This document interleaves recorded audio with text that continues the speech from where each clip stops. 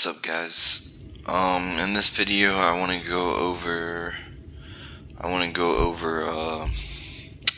like weapons and carbon and some of this stuff that's still pretty important that we skipped.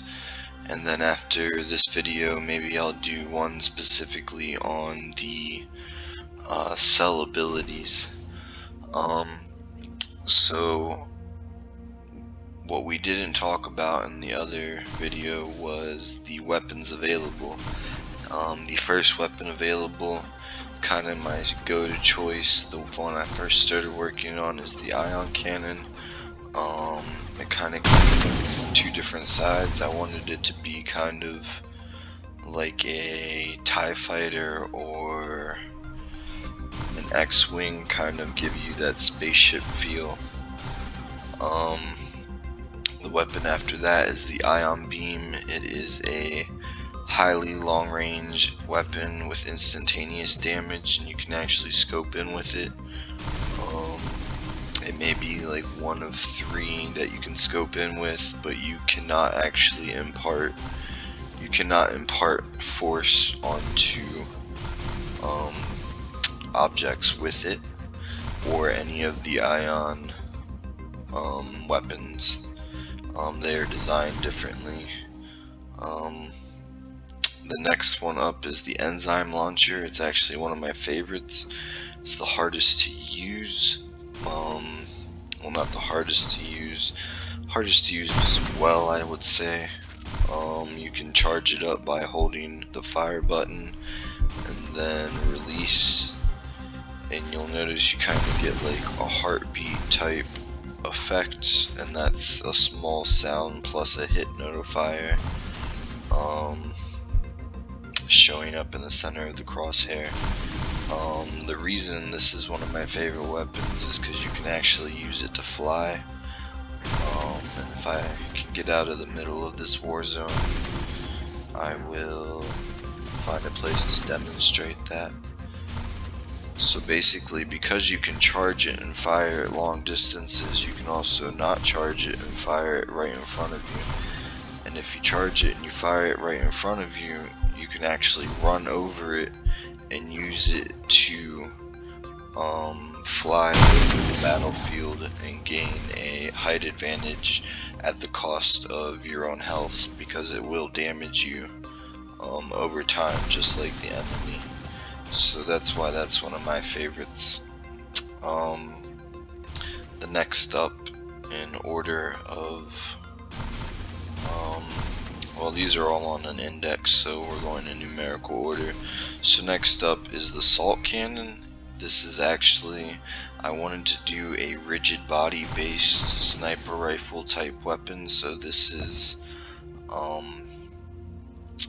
actually a physical object that you can fire, and you can watch it bounce around, and you can actually see it fall as you loses momentum over distance.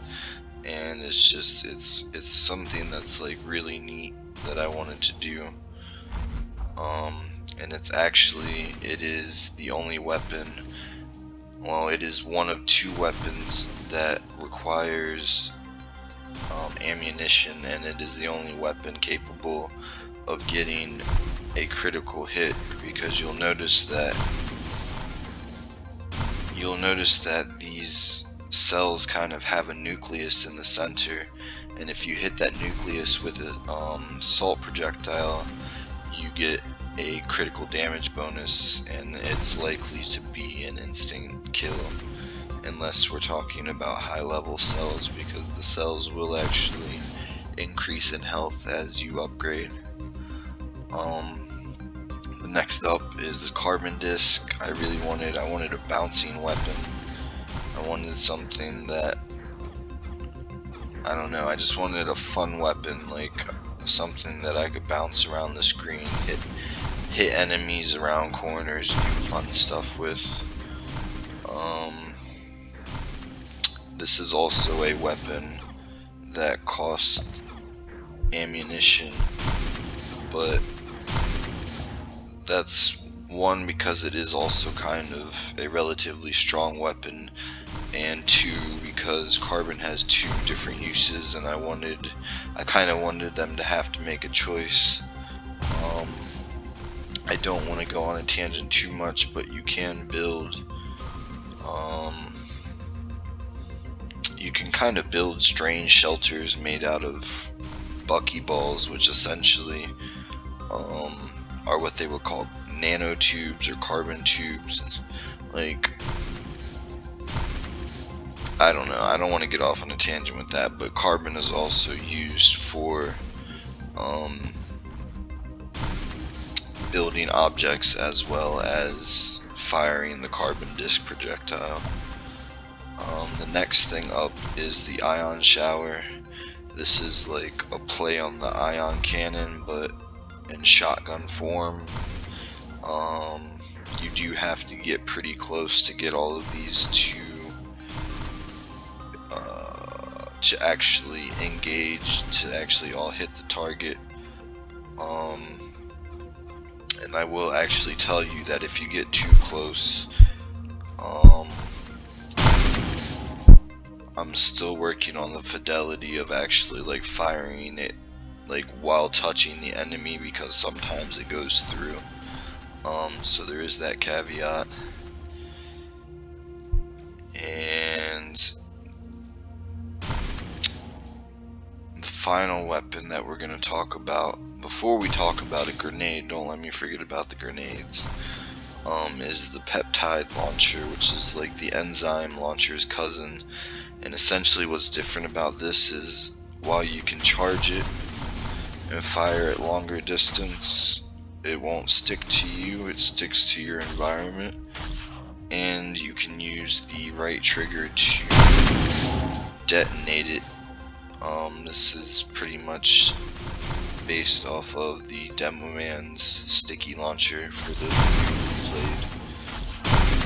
played Team Fortress 2. Yeah, I really like it. So anyway, those are the 7 weapons that we have for right now. We may make unlockables, I'm not sure, but I wanted to start with 7. The other means of course, killing an enemy is by using a grenade. They're high damage. At the epicenter, I believe they do about 100 damage, and that's enough to kill most things, especially if my health's only 100, so their health will be anywhere from like 80 to 160 or something like that. So grenades are pretty lethal early on, and you fire those just by using the G key. And they're also free, you don't have to get any ammunition, and all you do is wait for them to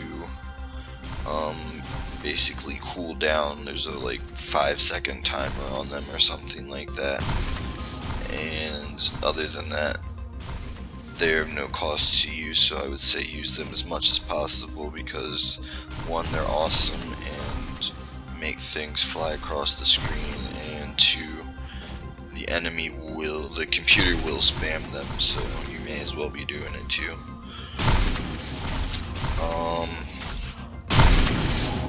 I think that covers weapons, right? Got the ion cannon, ion beam, enzyme launcher, salt cannon, carbon disc, ion shower, peptide launcher. Yep, I think we covered it all, guys. We even covered the carbon and the salt, talked a little bit about the construction.